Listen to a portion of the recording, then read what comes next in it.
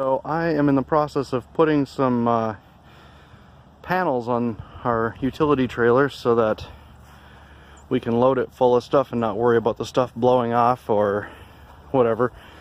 And then we're going to put a tarp over top of it to keep it all from getting too wet.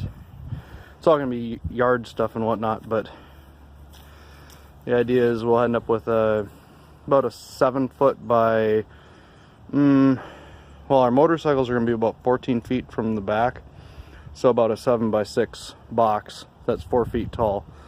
So whatever, 42 by 4 so 160 cubic foot about box full of junk that, you know, can get wet. So stuff that's like our well, lawn and garden stuff and whatnot.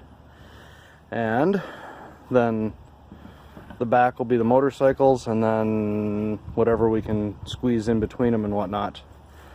So what I'm doing is a couple of 4x4s that we had laying around up in the front, holding on to the 7-foot something odd, or 6'10" actually, wide piece of 1/2-inch plywood. And then we've got two 8-footers here that come back, and I'm gonna throw some 2x4s along the outside edge here to kind of keep this from wobbling in and out and whatnot. And then we've got some old deck boards we're gonna span from one side to the other so that the tarp doesn't you know, fall in too much. Hopefully it'll hold most of the water out, and then we can just pull it tight occasionally to get any water that ends up, you know, standing on it overnight or whatever. I'm sure it'll blow off if we're moving the water, hopefully not the tarp. And then what I was thinking about is possibly at the 8-foot point here, there's a little pocket. There's one up forward as well, but this one, it's like 8 feet is like right about there, so it'd be perfect to join another board on. So we might get another 8-foot board and run it all the way back to about, you know, well, whatever, 4 feet from the back end, so that we'd have it enclosed pretty much the whole way, and it'd protect the motorcycles too then. Oh, and then we have another sheet right now that's like our little mid-gate sort of thing. So we'll have the one in the front, and then we'll have one behind the box, so that crap doesn't roll backwards into our motorcycles and whatnot. Anyway, I'll show you along the way. So we've been making a little headway here. I hooked up the vehicle so that we weren't bouncing on the jack, because the trailer was kind of bouncing back and forth on us. Anyway, we need to go get a couple of 2x4s and some we're gonna get two 16-foot 2x4s to go from the front to the back of these pieces of plywood to strap our tarp down with. And then we need a couple more 2x4s because we decided we were gonna actually put one every 2 feet for the roof. And anyway, but it's super solid. I mean, having these little cross beams in here made it ridiculously strong. When we put the mid-gate in, we'll take the back one out, but we'll probably leave the middle one in place just to keep it from rocking back and forth. Anyway, so we're going to take it for a little drive real quick here and get those other boards. But I mean, God, you can see this. It's like it's like it was wobbly before, but as soon as I put these diagonals in, man, it's like rock solid. So anyway, that's that, and then we'll load it up with all the junk. So, but motorcycles are going to go all the way in the back. We're not going to bring those trailers with us.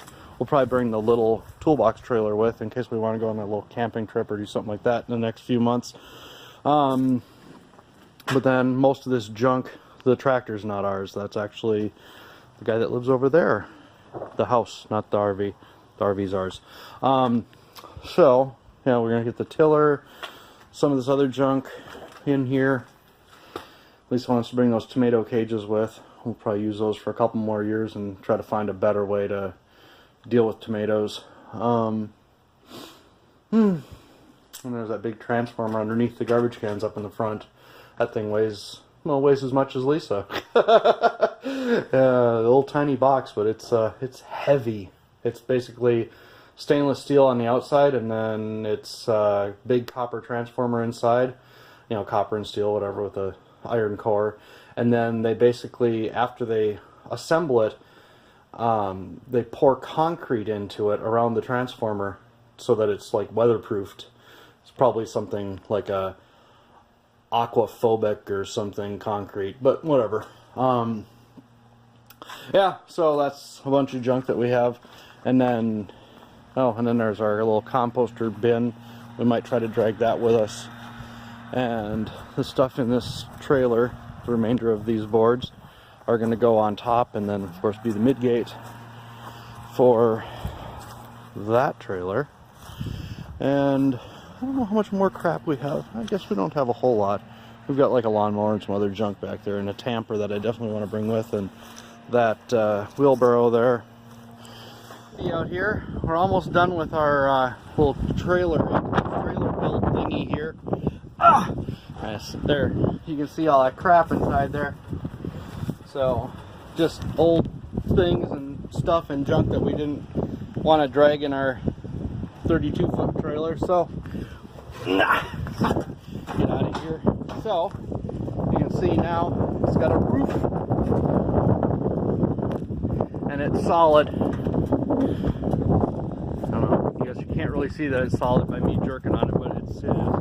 So these two 16-footers, I'm going to go ahead and stick those up a little higher, and then we'll stretch our tarp over it, tie it down, and then we're all good.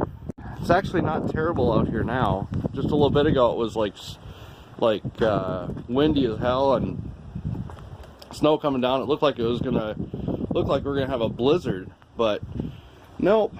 So it was interesting. We spent an hour last night.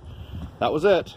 Got you can hardly see it, but we got both the wheel chocks in for the motorcycles to sit against, and got the anchors down there. I think you can probably see, yeah. Anyway, got 4 anchors put in. I crawled underneath the trailer to put nuts on the bottom and whatnot and get them all anchored down good. And now our motorbikes are in here, and everything went swimmingly. So all of our junk up in the front, and I need to get our tarp on here because we still have openings, but at least it'll block 99% of the liquids and things. But we want to get it tarped up before the animals get in. Luckily it's cold enough that they're not gonna probably be too whatever, active. Oh, you can see our fire pit back there. So anyway, this is why I want to not be in Minnesota. It's this white crap. It's not bad yet, but it will be. I'm actually surprised how well the room is staying warm. I mean, even when it's like in the 30s out here, it's just that little convection, I guess, the little wax heater. You know, it's like a little looks like a radiator, like an old school radiator, but it's got wax, and I think it's wax or maybe it's oil inside of it, whatever, that it melts down and keeps it warm in there. And that thing only draws about 2 to 3 kilowatts a day, and I mean, we're only running it at night, so in 8 hours it draws about 3 kilowatts, but kilowatt hours. But it keeps it warm enough that it's acceptable even at 30. So down there at 40 degrees, you know, we only need a battery bank that'll hold a few kilowatts, and we're good for the night, you know, on the cold nights.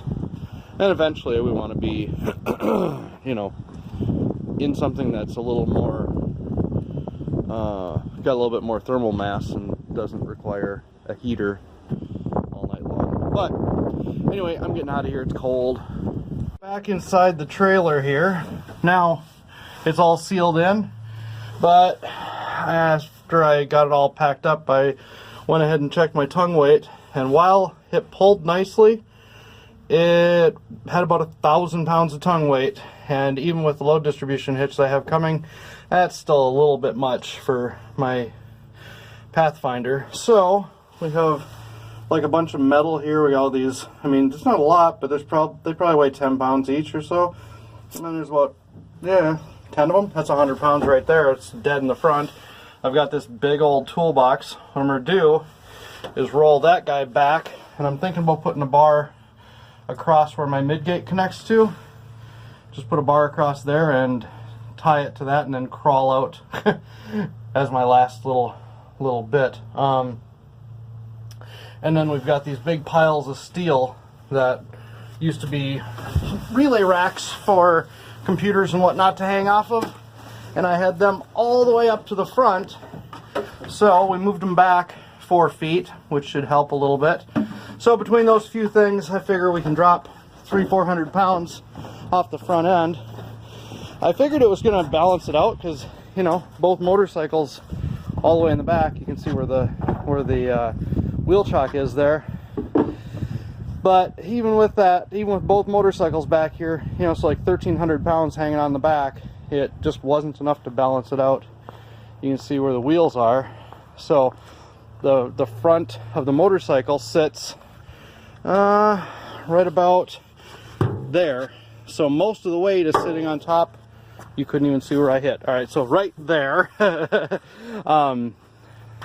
So most of the weight of the motorcycle is on the front wheel, and it's right over top of that rear axle. So it's really not putting a whole lot of weight onto the very back end where it could, you know, do some good as far as pulling up on the tongue weight. So I really don't understand why they build trailers like this, honestly. Like, why not move those axles forward a couple feet? Seems weird, you know, that you have just this tiny little bit sticking out the back. So you have like, whatever. I'm sure there's some logic to it, but I've always found it difficult to load because, you know, because you're loading the front end first usually. So anyway, almost all of it's out. It's piled up over here. So now we get to move the toolbox and those few fence posts back, and then push all the light stuff forward again. Anyway, that's enough for this. 3 minutes.